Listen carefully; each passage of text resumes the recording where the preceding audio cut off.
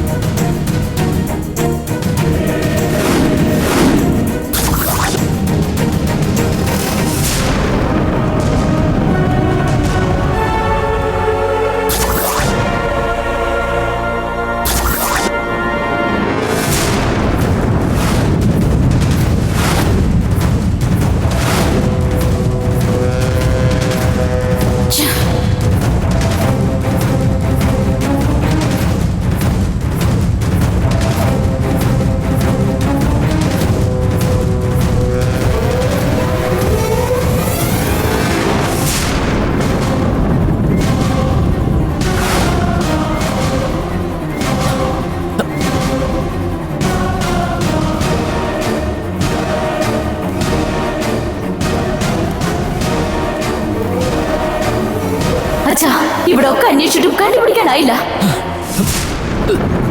ആ മായശക്തി കാലചക്രത്തെ എവിടെയാ വച്ചിരിക്കുന്നതെന്ന് അറിയാൻ പറ്റുന്നില്ലല്ലോ.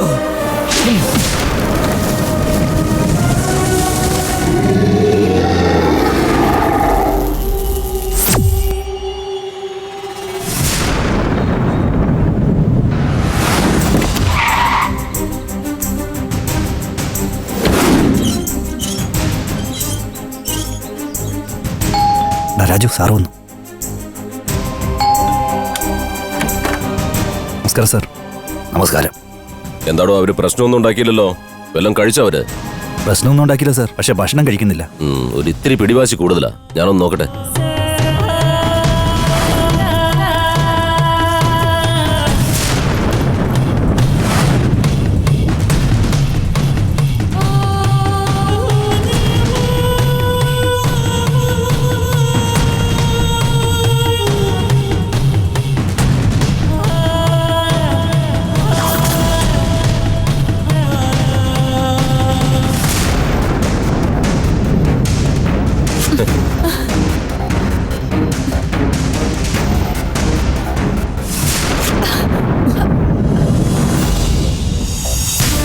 നിരാഹാര സമരം ചെയ്യാനാ അമ്മയും മോളും തീരുമാനിച്ചിരിക്കുന്നല്ലേ?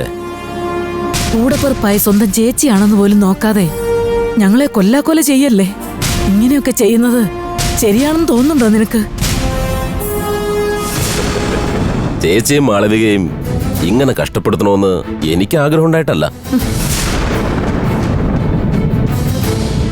നിങ്ങൾ രണ്ടുപേരും ഞാൻ പറഞ്ഞ അനുസരിച്ചിരുന്നെങ്കിൽ ഇതിന്റെയൊക്കെ വല്ല കാര്യം ഉണ്ടായിരുന്നോ? എന്റെ അച്ഛന് പേരുദോഷം ഉണ്ടാക്കുന്നത് പോലെ ഞങ്ങളോട് ചെയ്യാൻ പറഞ്ഞാ ഞങ്ങളത് ചെയ്യണമെന്നാണോ? ഞങ്ങൾക്ക് എന്തു തന്നെ സംഭവിച്ചാലും അച്ഛന്റെ കൊട്ടാരത്തിലേക്ക് ഒരിക്കലും പോവില്ല. ഞങ്ങൾക്ക് അച്ഛനോടുള്ള ബന്ധം ആര് വിചാരിച്ചാലും പുറത്തറിയില്ല. ഇനി നിങ്ങളായിട്ടൊന്നും പുറത്തു പറയണ്ട. ഞാൻ കൊട്ടാരത്തിലേക്ക് നിന്റെ അമ്മയാണെന്നും പറഞ്ഞ് വേറൊരാളെ അയച്ചിട്ടുണ്ട്. രാജശേഖരന്റെ മകനായ അരുൺ ഞാൻ അയച്ച ആളെ അമ്മയായി സ്വീകരിക്കുകയും ചെയ്തു. എടാ മഹാഭാബി, ഞാനിവിടെ ജീവനോടെ ഉള്ളപ്പോ എന്റെ പേരും പറഞ്ഞ് ഒരുത്തി അദ്ദേഹത്തിന്റെ വീട്ടിലേക്ക് അയച്ചല്ലേ? ഇതിനേക്കാൾ വലിയ ദ്രോഹം വേറെ എന്താടാ ഉള്ളത്? ഈ മഹാപാപത്തിന് കൂട്ടുനിൽക്കാൻ ഏത് ദുഷ്ടയാടാ സമ്മതിച്ചത്? ആരും സമ്മതിക്കില്ല എന്ന് എനിക്കറിയാം. അതുകൊണ്ട് ഞാൻ എന്റെ ഭാര്യ മല്ലികയെ തന്നെ സീതാലക്ഷ്മി എന്ന് പറഞ്ഞ് അയച്ചിരിക്കുക.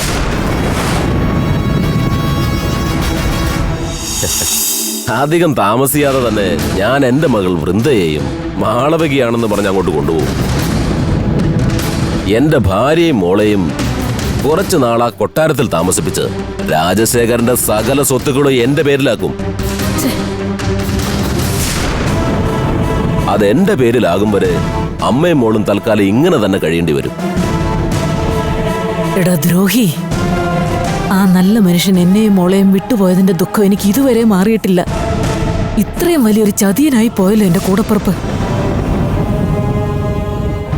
എന്റെ അച്ഛൻ ഞങ്ങൾക്ക് ആവശ്യമുള്ള എല്ലാ കാര്യങ്ങളും ചെയ്തു തന്നിട്ടുണ്ട്.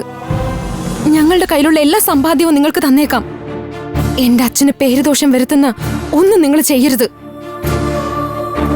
ആ കൊട്ടാരത്തിലെ സ്വത്തുവകകൾ കണക്കാക്കിയ രാജശേഖരൻ നിങ്ങൾക്ക് തന്നതൊക്കെ വെറും നക്കാപ്പിച്ച. ആ സ്വത്ത് എന്റെ പേരിൽ ആകും വരെ അടങ്ങില്ല ഞാൻ. ഒരായുഷ്കാലം കൊണ്ട് ആ മനുഷ്യനെ ഉണ്ടാക്കിയതാ നീ ഇപ്പൊ തട്ടിയെടുക്കാൻ നോക്കുന്നേ. അദ്ദേഹത്തിന്റെ സ്വത്തുക്കളൊക്കെ ആഗ്രഹിക്കാൻ നീ ആരാടാ? ഞാൻ ചേച്ചിയുടെ സ്വന്തം കൂടപ്പറപ്പല്ലേ. എനിക്ക് ആ കൊട്ടാരത്തിലെ സ്വത്ത് മാത്രമല്ല വേണ്ടത്, എനിക്ക് ചേച്ചിയുടെ ഈ ഇരിക്കുന്ന മകളെ കൂടി വേണം. ഈ മാളവികയെ കൊണ്ട് എനിക്ക് വേറെയും പല ഉദ്ദേശങ്ങളുണ്ട്. എടാ, അതിനിപ്പോ ചേച്ചി സമ്മതിച്ചാലും ഇല്ലെങ്കിലും ഞാൻ എന്റേതായ വഴിക്ക് അത് നടത്തും.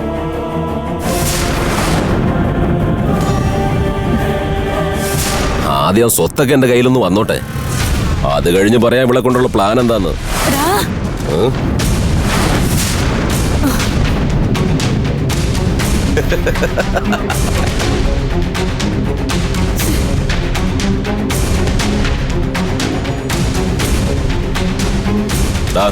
രണ്ടുപേരും ഇവിടെ തന്നെ കാണണം. ഞാനൊന്ന് പുറത്തു പോയിട്ട് വരാം.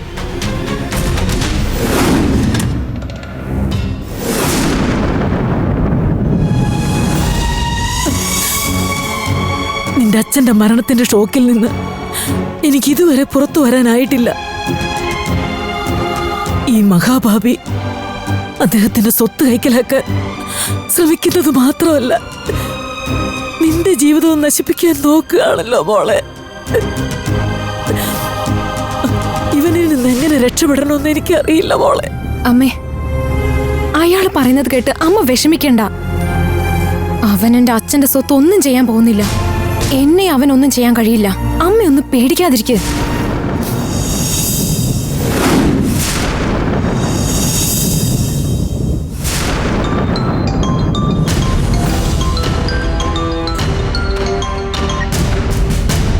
ഹലോ.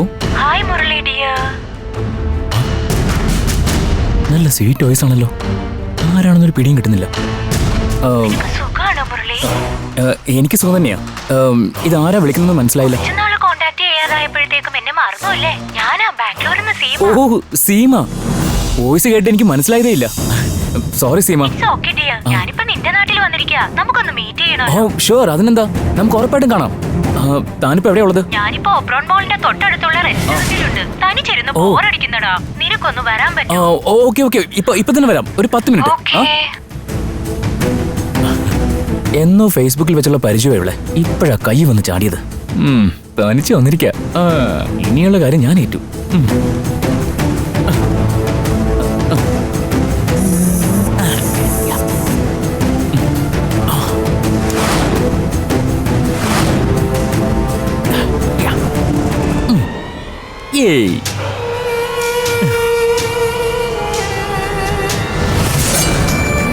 സന്തോഷായിട്ട് പോവാണല്ലേ? പോടാ. നിന്നോട് സീമ എന്ന പേരില് ഫോണിൽ സംസാരിച്ചത് ഈ ഞാൻ തന്നെയാ. നിന്നെ ഈ വീട്ടിൽ നിന്നും പുറത്തു കൊണ്ടുപോയാലേ ഞാൻ വിചാരിച്ച കാര്യങ്ങൾ നടക്കൂ. അതിനു വേണ്ടിയിട്ടാടാ നിന്നെ ഇവിടുന്ന് പുറത്ത് പറഞ്ഞയച്ചത്. ഇനി നീ ഈ വീട്ടിലേക്ക് ഒരിക്കലും തിരിച്ചു വരാൻ പോകുന്നില്ല.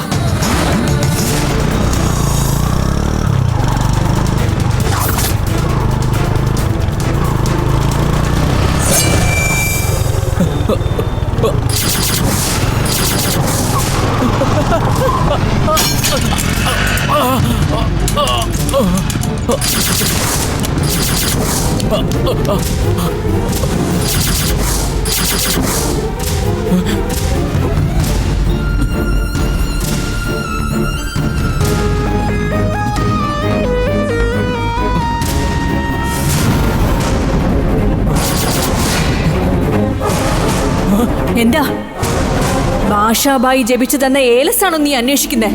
നീ റോഡിലേക്ക് തെറിച്ച് വീണപ്പോ തന്നെ നിന്റെ ബൈക്കിൽ കുരുങ്ങി അതും പോയി.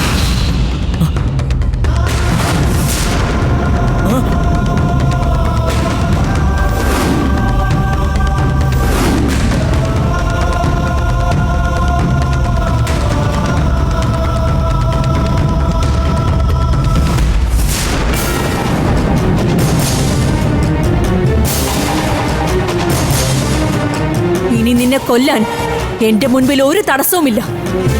നീ ഇത്രയും നാളും ചെയ്തു കൂട്ടിയതിനൊക്കെ ഇഞ്ചിഞ്ചായി നിന്നെ കൊല്ലുന്നത് കണ്ടോ?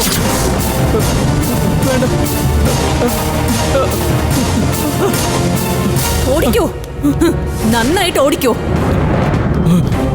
നീ എവിടെ പോയി നിൽക്കുന്നോ അവിടെ വച്ച് ഞാൻ നിന്റെ ജീവൻ എടുത്തിരിക്കും.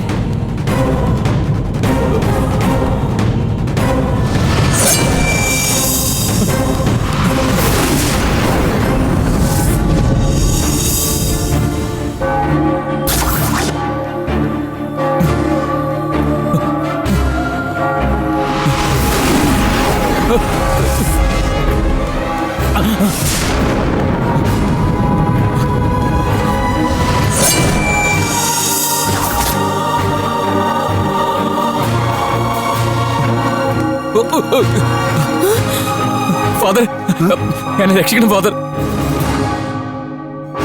അന്ന് നീ വലിയ വീരസ്യം പറഞ്ഞതല്ലേ? അയ്യോ ഫാദർ, അന്ന് ആ ഏലസ് എന്റെ ശരീരത്തിലുണ്ടായിരുന്നു. അതുകൊണ്ടാണ് ഞാൻ അങ്ങനെയൊക്കെ പറഞ്ഞത്. ഇപ്പൊ എന്റെ ആ ഏലസ് നഷ്ടപ്പെട്ടു പോയി. ജാനകിയുടെ ആത്മാവ് എന്നെ കൊല്ലും ഫാദർ. എന്നെ എങ്ങനെയെങ്കിലും രക്ഷിക്കണം പ്ലീസ് ഫാദർ. എടാ ദ്രോഹി, ഇത്രയൊക്കെ തെറ്റുകൾ ചെയ്ത് കൂട്ടിയിട്ട് നീ രക്ഷപ്പെടാൻ നോക്കുന്നോ? പുറത്തേക്ക് വാടാ.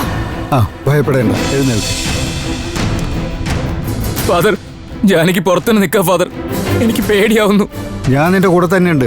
ഭയപ്പെടാതെ നീ എന്റെ കൂടെ വാ.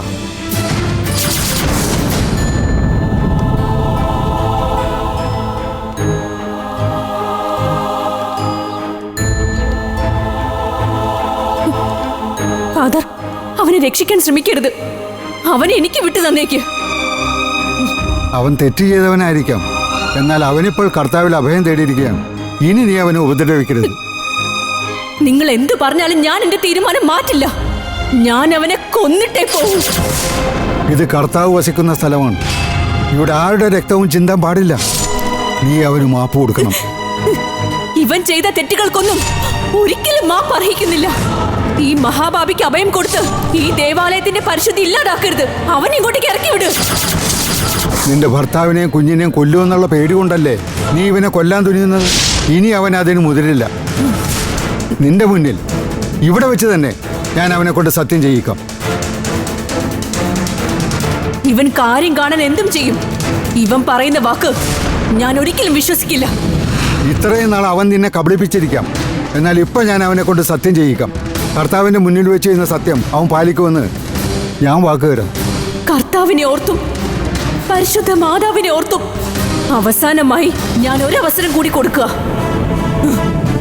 അവന് സത്യം ചെയ്യാൻ പറ്റുമെന്ന് ചോദിക്ക്. ജാനകി മാനസാന്തരപ്പെട്ടിരിക്കുന്നു. ദേവസേനക്കും അരുണിനും ഇനി നീ ഒരു പ്രശ്നവും ഉണ്ടാക്കില്ലെന്ന് കർത്താവിൽ ആണയിട്ട് പറയൂ. വാ.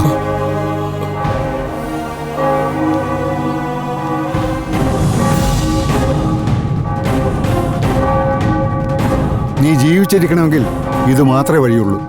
സത്യം ചെയ്യേ. നീ ജീവിച്ചിരിക്കണമെങ്കിൽ ഇത് മാത്രമേ വഴിയുള്ളൂ.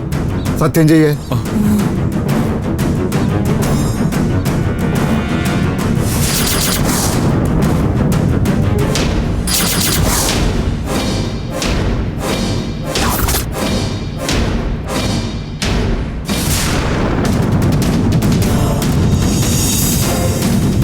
കർത്താവിൽ ആണയിട്ട് ഞാൻ പറയുന്നു. കർത്താവിൽ ആണയിട്ട് ഞാൻ പറയുന്നു. ദേവസേനയെയും അരുണിനെയും അരുണിനെയും ഞാനിനി ഒരിക്കലും ഉപദ്രവിക്കില്ല. ഞാനിനി ഒരിക്കലും ഉപദ്രവിക്കില്ല. സത്യം. ഇത് സത്യം.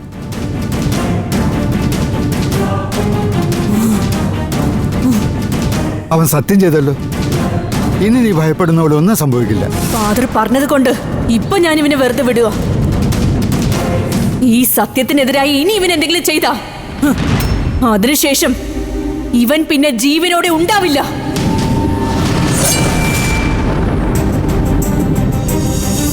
തൽക്കാലം കർത്താവ് നിന്നെ രക്ഷിച്ചു. ഇനി മുതൽ ജാനകി നിന്നെ ഉപദ്രവിക്കാതിരിക്കണമെങ്കിൽ നീ ഇപ്പോൾ ചെയ്ത സത്യം പാലിച്ചേ മതിയാവൂ. ശരി ഫാദർ. നിന്റെ ദുഷ്ചിന്തകളൊക്കെ അകറ്റി നല്ലൊരു ജീവിതം ലഭിക്കാനായി നീ കർത്താവിനോട് പ്രാർത്ഥിക്കുക. കർത്താവ് നിനക്ക് നല്ല മാർഗം കാട്ടിത്തരും. ഫാദർ. God bless you.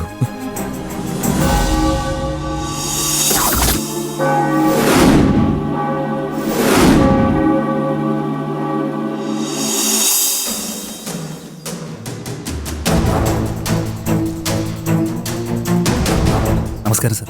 ആ സെക്യൂരിറ്റി, ഈ വീട്ടിലുള്ള ആളുകളല്ലാതെ പുതിയതായിട്ട് ആര് വന്നാലും ആരാ എന്താണെന്നൊക്കെ കൃത്യമായിട്ട് ചോദിച്ച് മനസ്സിലാക്കി എനിക്ക് ഫോൺ ചെയ്തിട്ട് വേണം അകത്ത് വിടാൻ. Okay sir. പിന്നെ ഡ്യൂട്ടിക്ക് വന്നു കഴിഞ്ഞാൽ ഡ്യൂട്ടി കഴിഞ്ഞ് പോകുന്നത് വരെ ഈ ഗേറ്റിനടുത്ത് മാറാൻ പാടില്ല. മനസ്സിലായില്ലേ? Okay sir. സാർ, പറഞ്ഞ എല്ലാ സ്ഥലത്തും CCTV ക്യാമറ ഫിറ്റ് ചെയ്തിട്ടുണ്ട്. ഇനി ഈ ഗേറ്റിന്റെ ഭാഗത്തും കൂടെ ഫിക്സ് ചെയ്യാനുള്ളൂ. അത് എവിടെയാന്ന് പറഞ്ഞു കഴിഞ്ഞാൽ ഞങ്ങൾ ഫിക്സ് ചെയ്യാം. ഗേറ്റിന്റെ ഫുൾ വ്യൂ എനിക്ക് കാണാൻ പറ്റണം. Okay sir. അതിനിപ്പോ എവിടെ വെക്കേണ്ടതെന്ന് വെച്ചാൽ നിങ്ങൾ നോക്കി വെച്ചാൽ മതി. ശരി സാർ. എടാ വാടാ.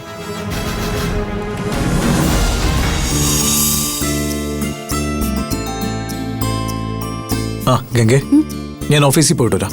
ആ ശരി. ആ പിന്നെ നമ്മുടെ വീട്ടിൽ അവർ ആദ്യമായിട്ടല്ലേ, ഒരു കുറവും വരാതെ നീയാ നോക്കേണ്ടത്. ഇതൊക്കെ എന്നോട് പറയണോ? ഇവിടെ ഒരു കുറവുമില്ല, അത് ഞാൻ നോക്കിക്കോളാം. അതിനായിട്ട് സമാധാനമായിട്ട് പോയിട്ട് വാ. ശരി.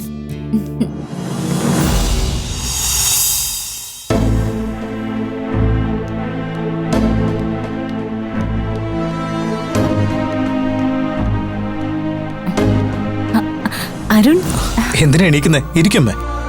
സാരല്ല മോനെ. ഞാൻ എന്റെ അമ്മയായിട്ടല്ലേ കാണുന്നത്.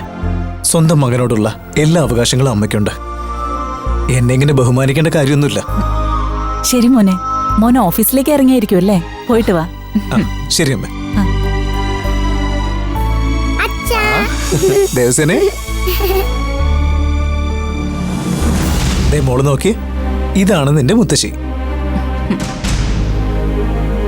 ഇനി എന്നും നമ്മുടെ വീട്ടിലുണ്ടാവും. നീ അച്ചാച്ചനോട് സംസാരിക്കാറില്ലേ? അതുപോലെ ഇനി നീ മുത്തശ്ശിയോട് സംസാരിക്കണം, കേട്ടോ? വാ മോളെ.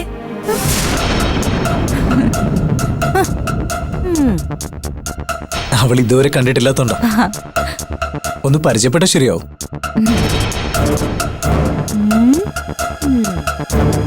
കുഞ്ഞുനാളില് മോനും ഇതുപോലെ ആയിരുന്നെന്നാ നിന്റെ അച്ഛൻ പറഞ്ഞിട്ടല്ലേ? ഇപ്പതേ ദേവസേനി അതുപോലെ തന്നെ. മോള് വാ. ദേവസേനെ, മോളെ.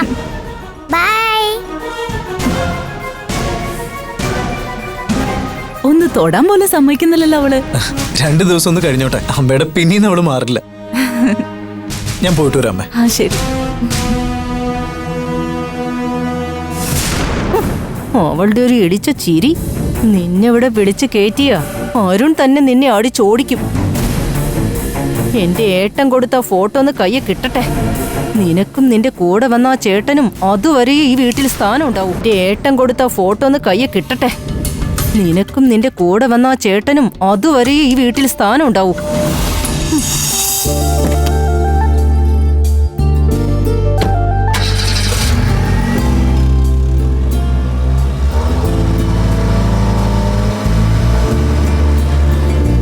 സാർ, ഗേറ്റിന്റെ ഭാഗം ഇപ്പൊ ഫുള്ളായിട്ട് കാണാൻ പറ്റും.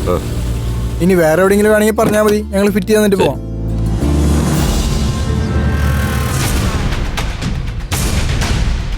അങ്ങളെ ആരാ അവര്? എനിക്കെന്തോ ഈ കൊട്ടാരത്തിന് ഒരു സേഫ്റ്റി ഇല്ലാത്ത പോലെ തോന്നിയാരും. അതുകൊണ്ട് ചില മാറ്റങ്ങളൊക്കെ വരുത്താൻ ഞാൻ തീരുമാനിച്ചു. ഇയാളായിരിക്കും ഇനി മുതൽ ഈ കൊട്ടാരത്തിന്റെ സെക്യൂരിറ്റി. ആ പിന്നെ ഇവരൊക്കെ CCTV ഇൻസ്റ്റാൾ ചെയ്യാൻ വേണ്ടി വന്നു. അത് ശരി, കൊള്ളാലോ. ഞാൻ മനസ്സിൽ വിചാരിച്ചത് അങ്കിളിപ്പ ചെയ്തേ. അരുൺ എന്താ ഈ പറഞ്ഞു വരുന്നത്? അല്ല, ഞാൻ തന്നെ ഈ കൊട്ടാരത്തിന് സെക്യൂരിറ്റിക്കായിട്ട് CCTV ക്യാമറ വെക്കാന്ന് വിചാരിച്ചിരുന്നതാ. ഇപ്പൊ അങ്കിള് തന്നെ അത് ചെയ്തല്ലോ, അതാ പറഞ്ഞേ. ഞാൻ ആരെങ്കിലുമായിട്ട് നന്നായിട്ട് അടുത്ത അവര് മനസ്സിൽ വിചാരിക്കുന്ന കാര്യം എനിക്ക് അപ്പം അറിയാൻ പറ്റും. അങ്കിളിന് എന്റെ കാര്യത്തിൽ ശ്രദ്ധയുണ്ടല്ലോ, എനിക്ക് വളരെ സന്തോഷമായി. ഈ ക്യാമറ ഒക്കെ ഫിക്സ് ചെയ്യാൻ എത്ര ചെലവായി നോക്കിയിട്ട് ഗംഗയോട് പറഞ്ഞാൽ മതി. ഞാനൊന്ന് ഓഫീസിലേക്ക് ചെല്ലട്ടെ. പോയിട്ടോ. ഒരാവശ്യമില്ലാതെ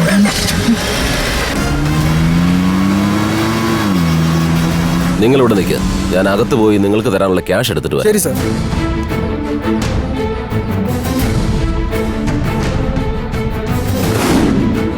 അരുൺ എന്നോട് ഇപ്പൊ ഒരു മതിപ്പായത് കണ്ടില്ലേ?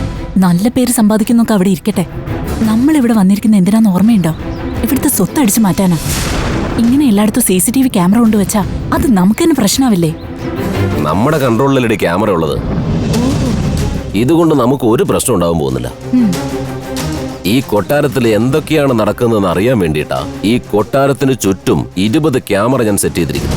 ഇവിടെ നടക്കുന്ന കാര്യങ്ങളൊക്കെ അപ്പൊ നിരീക്ഷിച്ചാൽ മാത്രമേ എത്രയും പെട്ടെന്ന് സ്വത്ത് കൈക്കലാക്കാനുള്ള പദ്ധതി നമുക്ക് ഇടാൻ പറ്റും. ഓ, അപ്പൊ ഇതിന്റെയൊക്കെ ഉദ്ദേശം വേറെയാണല്ലേ? ഞാൻ എന്ത് ചെയ്യുന്നതും വളരെ പ്ലാൻഡ് ആയിട്ട് ചെയ്യും. ഈ കൊട്ടാരത്തിലെ മുഴുവൻ സ്വത്തും എന്റെ കൈക്കലാക്കും ഞാൻ. നീ ആർക്കും സംശയമില്ലാത്ത രീതിയിൽ നിന്റെ ഭാഗം അഭിനയിക്കും. ബാക്കിയെല്ലാം ഞാൻ നോക്കിക്കോളാം മല്ലികേ. മല്ലികയല്ല, സീതാലക്ഷ്മി. നീ എന്നെക്കാൾ വില്ലത്തിയാണല്ലോ. ഈ പോക്ക് പോയാ ഏറെ താമസിയാതെ ഈ കൊട്ടാരവും സ്വത്തുക്കളും എന്റെ സ്വന്തമോ?